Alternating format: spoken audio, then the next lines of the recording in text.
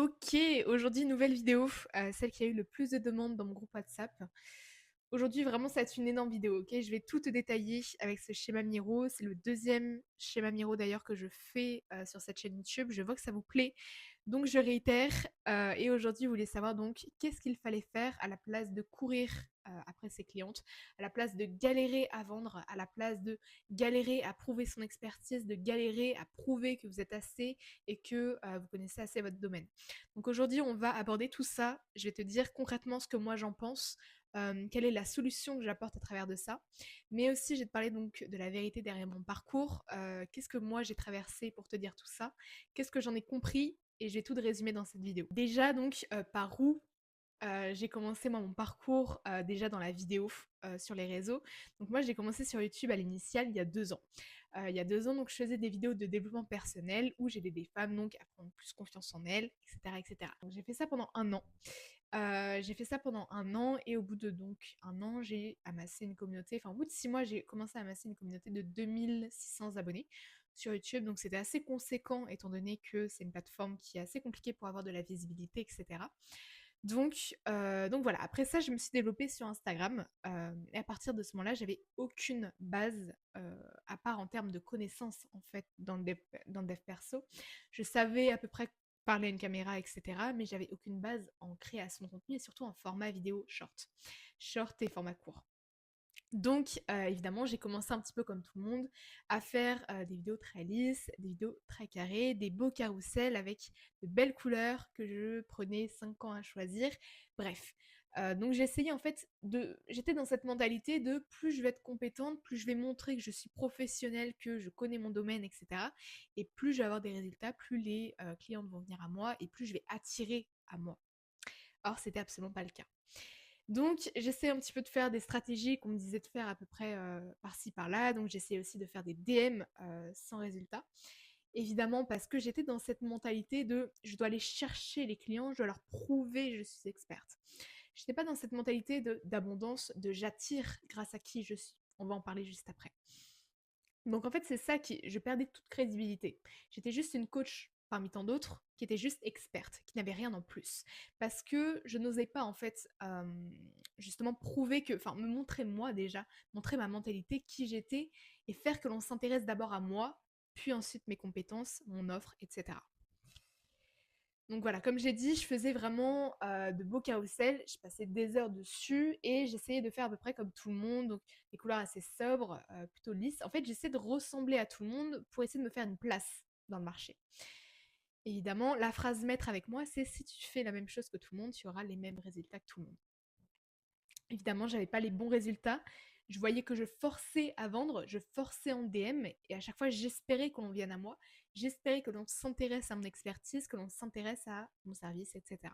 Donc pareil, j'étais vraiment pas dans la bonne mentalité d'attirer en fait des clientes idéales, des clientes avec qui il y a un vrai match, des clientes qui me ressemblent et qui ont les mêmes valeurs, etc. J'étais dans la mentalité de je dois aller chercher un nombre restreint de clientes parce qu'il y en a peu, parce que je peux en servir peu et parce que j'ai peu de compétences et parce que peu reconnaîtront la valeur que j'ai et les compétences que j'ai à leur apporter. Donc j'étais vraiment dans cet esprit très limité. J'étais vraiment pas dans la mentalité de croissance comme on peut voir par exemple avec Margot Cunego, Mathis Clouet, etc. où c'est très dans la mentalité en fait j'attire parce que il y a que moi qui propose ça, c'est mon personnage, c'est mon énergie qui est derrière, donc les gens viennent à moi naturellement. Vraiment, je vais chercher parce que le marché est restreint, parce que peu de personnes s'intéresseront à moi, etc. Bref, j'étais pas du tout sur le bon chemin. J'aurais perdu très certainement des centaines de milliers d'heures à faire la même chose pendant encore plusieurs années si j'avais pas compris la chose que je vais vous dire juste après. C'est là que je vais te parler donc du moment où tout a changé pour moi. Le moment où j'ai littéralement eu ce déclic là de me dire Lola, tu dois arrêter d'essayer de faire comme tout le monde, tu dois arrêter de faire des posts qui ne te ressemblent pas, dans lesquels tu vois que ton énergie elle n'est pas alignée, tu vois que vraiment tu vas chercher tes clientes, tu vas les prospecter, tu vas leur vendre, tu vas tout donner, tu vas prouver ton expertise à fond, tu vas leur donner tes meilleurs documents, tes meilleures stratégies, etc. Finalement, elles ne te voient pas en fait. Tu n'es personne pour elles parce que tu proposes la même chose que tout le monde. Maintenant, c'est totalement différent. J'attire et je convainc naturellement ceux qui veulent acheter chez moi. Je n'essaie pas de manipuler par je ne sais quelle stratégie pour essayer de te prouver à quel point je vaux mieux que d'autres. Les personnes viennent à moi naturellement parce qu'elles se sentent comme comprises par mes messages, elles se sentent comprises et identifiées par ma mentalité, par mon mindset, etc. Ensuite, elle s'intéresse justement à mon service, à ce que je peux proposer derrière ça. Et c'est exactement à ce moment-là, en fait, où elle voit que ce que je propose, c'est totalement différent. Tu vois, j'attire, j'ai un positionnement qui est unique. Et c'est en ça qu'elles viennent naturellement à moi. J'ai pas besoin de convaincre, j'ai pas besoin de vendre. Et ce que j'avais pas compris par le passé, c'est que je pensais que c'était mon offre qui était le problème. Je pensais que j'avais pas assez de valeur. Je pensais que j'étais pas encore assez experte pour pouvoir aider. Et finalement, c'était pas ça. C'était juste l'énergie que je dégageais en fait dans mes contenus. C'était juste que les gens voyaient pas en quoi j'avais quelque chose en plus à apporter. Et forcément, ça percutait pas. Forcément, elle m'écoutait, elle disait ok, potentiellement qu'elle connaît son sujet, potentiellement qu'elle a quelques conseils à donner par-ci par-là, mais pourquoi je la choisirais elle?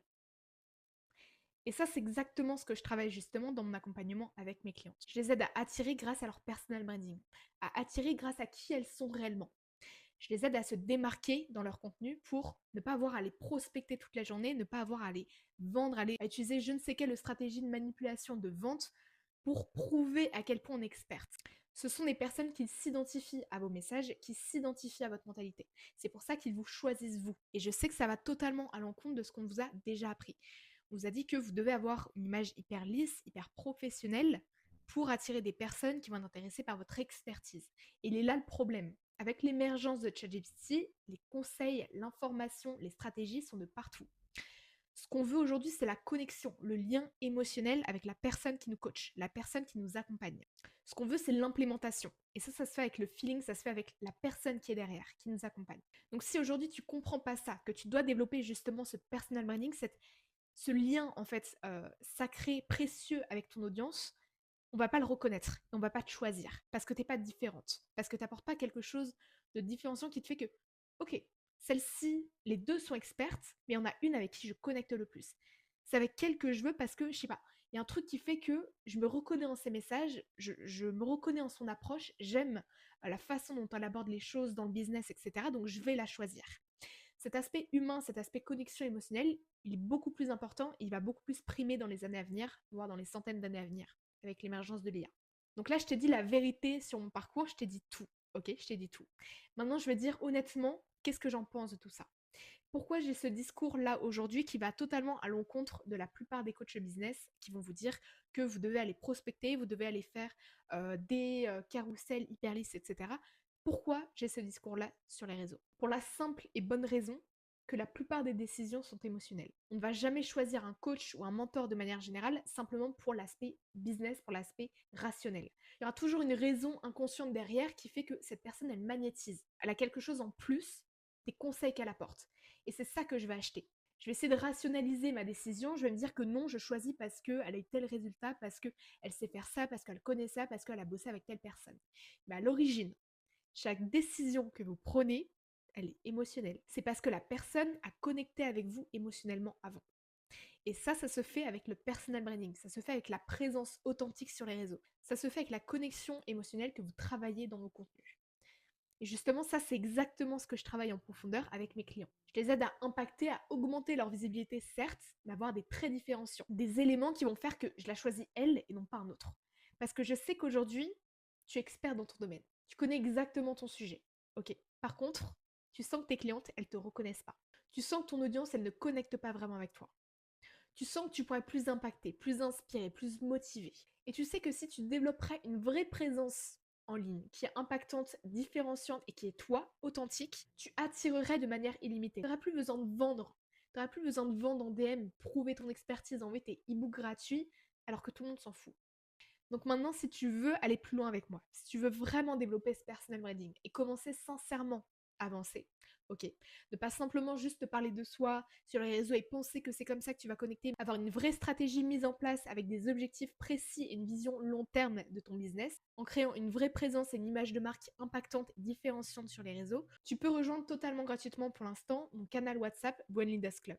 C'est un peu les coulisses de mon accompagnement. Là-bas, évidemment, je te donnerai pas tout, mais je te donne déjà pas mal de petites choses qui pourront vraiment t'aider dans ta création de contenu afin d'augmenter ta visibilité et ta présence sur Instagram. Là-bas, t'as rien à perdre, t'es juste dans une communauté de plus de 200 créateurs et entrepreneurs qui veulent aussi développer leur impact, leur visibilité et leur personal branding sur Instagram. Parce qu'aujourd'hui, je t'ai expliqué le pourquoi, mais je t'ai pas expliqué le comment. Comment développer ce personal branding? Comment créer cet impact? C'est exactement ce que je t'apprends de A à Z dans mon groupe WhatsApp. Donc, si tu es chaude et que tu veux vraiment le rejoindre, tu as juste à cliquer sur le lien dans la description de cette chaîne YouTube. Comme je t'ai dit, t'as rien à perdre, t'as que à gagner. Et si ce que je t'ai dit aujourd'hui a vraiment résonné en toi, si tu sens que c'est vraiment aligné justement avec ta vision, si tu sens que ce que je t'ai dit, ça t'a parlé, rejoins-le, t'as rien à perdre.